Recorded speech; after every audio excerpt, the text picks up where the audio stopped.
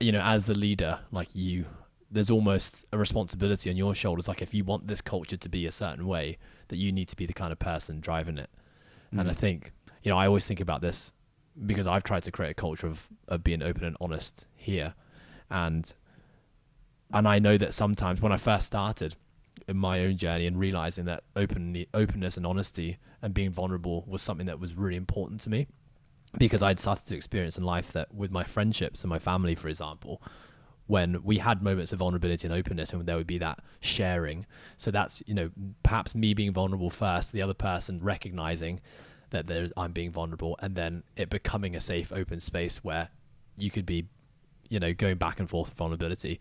But I remember when I started to bring that into the team, at first, I'd be looking at 15 faces, looking at me being like, don't fucking ask me how I'm feeling today. Like, I'm not ready to share that with you. And so it had to start with me. And that meant that I would come into the meetings and I would just share everything that I was feeling and the struggles that I was going through. And it was really uncomfortable for me at first, but as I did it more, I became more and more comfortable with it. And I think at the same time, I'm also uncovering who I am as a person and who I authentically want to be.